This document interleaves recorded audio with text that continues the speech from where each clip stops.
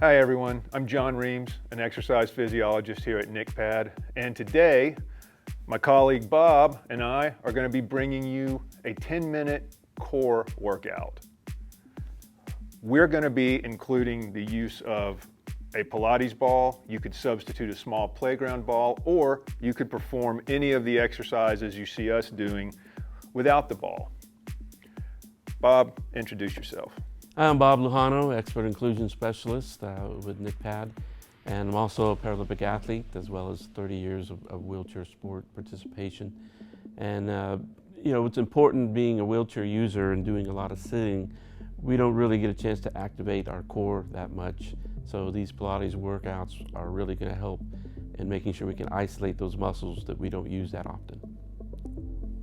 Bob with the humble brag about the Paralympian status. So we are going to do each of 5 different exercises for 1 minute, and then we will go through that circuit of 5 different exercises a second time for a total of a 10-minute workout. That doesn't mean that your workout for your core has to be 10 minutes long. It's just the way we're going to do it. A couple of things to think about is I will be utilizing a timer that will let us know when the minute begins and when the minute ends, and there will be a 10-second break between each, and at that point I'll just let you guys know what the next movement we're going to be engaging in is. Bob's going to be utilizing upper body motion to engage his core. I'm going to be utilizing lower body and upper body motion to engage mine. When you breathe, let's practice breathing in through our nose and keeping our ribs down, and then exhaling through our mouths.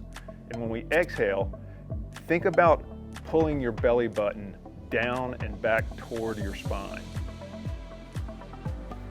So, the first exercise we are going to engage in is going to have us placing the ball behind ourselves in a position where we're going to try to imagine we are pushing our belly button into the ball when we exhale, or if it's easier for you to remember, pushing a belt loop into the ball when we exhale.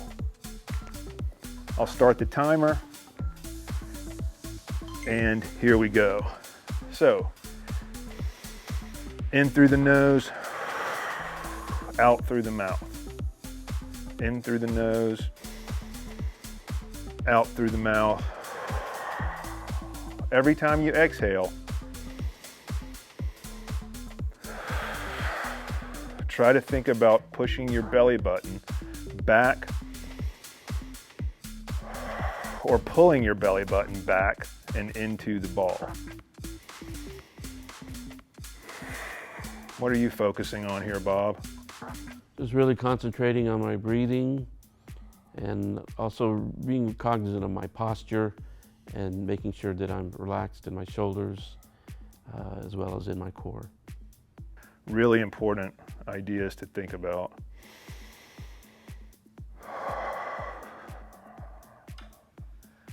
And that's the end of the minute. The next movement will have me placing the ball between my knees, and Bob's going to place it between his hands. Bob's going to do a wood chopping motion where he will move the ball from high to low on one side. I'm going to perform a similar motion where I'm trying to bring my elbow on one side up to meet my knee on the opposing side. Always keeping pressure into the ball. Really trying to push into the ball for the entire minute. What are you thinking about here, Bob? I'm really concentrating on my breathing, making a slow movement, making sure my belly button is being pushed into my spine, and actually also squeezing the ball. So these are things that I'm just really concentrating on.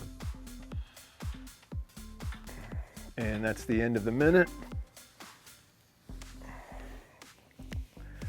We'll place the ball behind our back again, Same idea, belt loop into the ball or belly button pushing into the ball. Shoulders down away from the ears. And we're going to try to reach forward with one arm and back with the other at the same time. Always trying to maintain that sensation of the belly button being pushed back or pulled back into the ball. Again, I'm just concentrating on my breathing and making sure my movements are slow and intentional. And of course, keeping that belly button pulled or pushed into the spine or into the ball. That's a great point. Really deliberate and slow movements. We don't want to do any of these things quickly. That's when momentum will take over and we'll lose that core activation. So, Bob will perform wood choppers in the opposite direction. I'm going to come up into what's known as a boat pose, and I'll try to reach alternating elbow toward opposite knee, only touching toes to the floor. In between, trying to raise the ball up to my elbows. Another option here could be keeping feet elevated and coming up to bring the elbow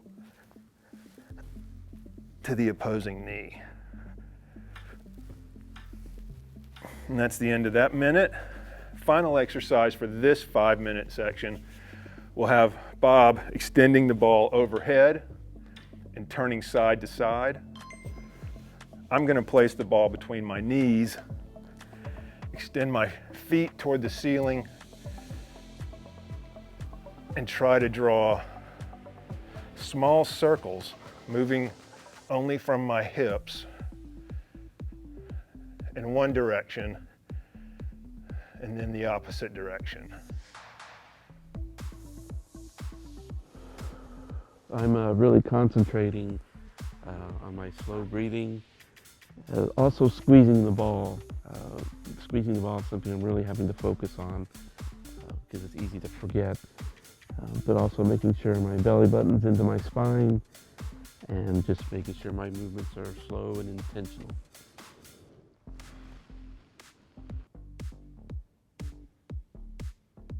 And if you're using the Pilates ball, remember, always pushing into the ball. All right, we'll go through a 5-minute circuit again. I'll show a few different variations this time. We're both going to place the ball behind ourselves. Imagine pulling our belly button back into the ball. This time, let's try to imagine keeping the belly button pulled into the ball during the inhale and exhale. So this is almost like an isometric hold.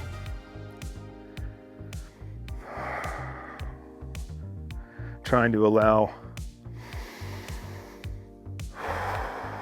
our core to engage by always keeping that belly button pulled down and back toward where the ball is placed. And as a wheelchair user, it's really easy to get into our slunched posture.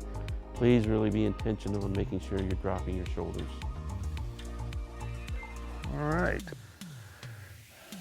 Bob will go back into a wood chopper motion. I'm going to show you another variation with the ball between my lower legs. I'll bring the ball up. I'm going to try to come up into a boat pose and slowly roll one leg over the other. So here I'm trying to elevate my shoulders up off the floor and then take one leg over the top of the other. What are you thinking about while you're doing those wood choppers, Bob? Really concentrating on squeezing the ball, really concentrating on making sure my belly button is pulled into the spine, and really concentrating on just being intentional and slow movement while breathing. And again, that intentional, slow movement style, incredibly important for this.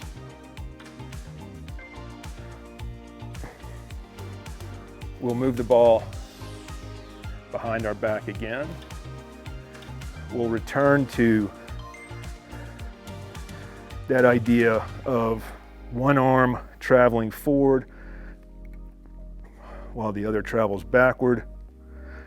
And now, always keeping belly button pulled into the ball. So really focusing on not coddling our chest or getting into a forward rotated shoulder position, but instead trying to keep shoulders down away from the ears and core engaged. An alternate version for this could be placing the ball between your knees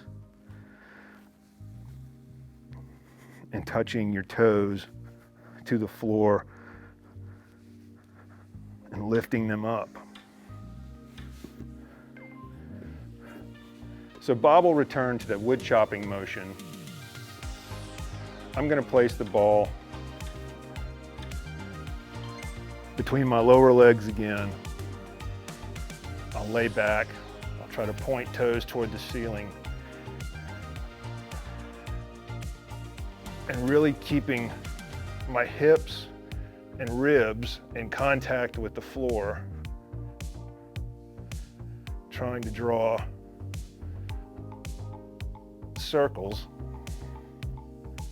in one direction and then the opposing direction.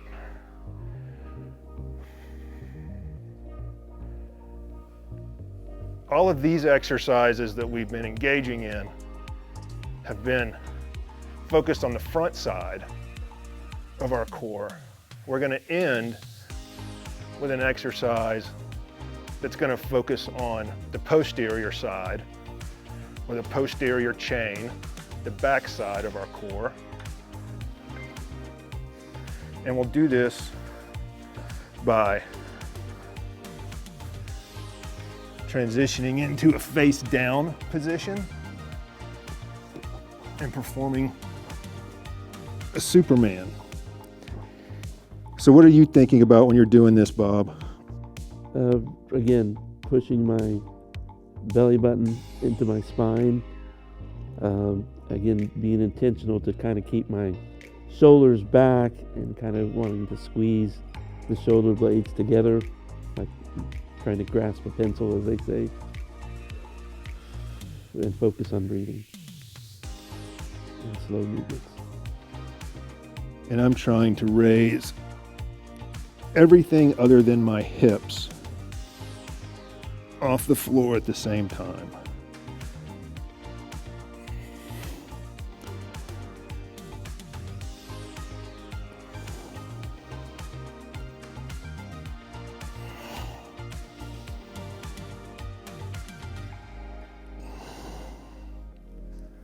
And that's your 10-minute Pilates-based core workout.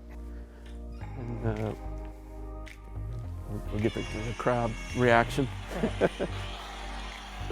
You know, one of the things that was important about that last one of doing the back part of our core, if you will, you always want to work the back side of muscles. And again, as wheelchair users, we're always kind of slunched over, whether it be pushing our chair, eating, all the screen time that we do from working, or maybe even just surfing on our computer.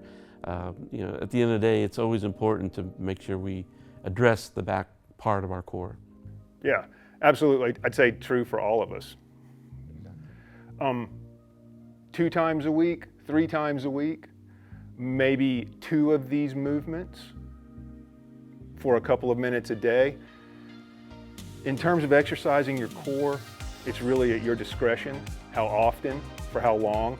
The main focal points are you just want to move very slowly and deliberately and try to really come into a greater sense of awareness of what it feels like when you engage the muscles between your shoulder blades, around your midsection, in your lower back, and in your hips. Yeah, and at the end of the day, if you're an active and busy person like I am, sometimes the core is the last thing you think about. So now what's going to be on the forefront of my mind is, hey, I have a break here. Let me go ahead and grab a medicine ball, or let me really concentrate on bringing my belly button into my spine and just work on just slow, deliberate movements and breathing. And again, just things like that can really get your core activated and focused. Usually because during the day we don't think much about it. I know I don't. Yeah, I'm guilty of that too. I don't either. So if there was anything in this video that you liked, please like the video, share it with someone, and subscribe to the channel.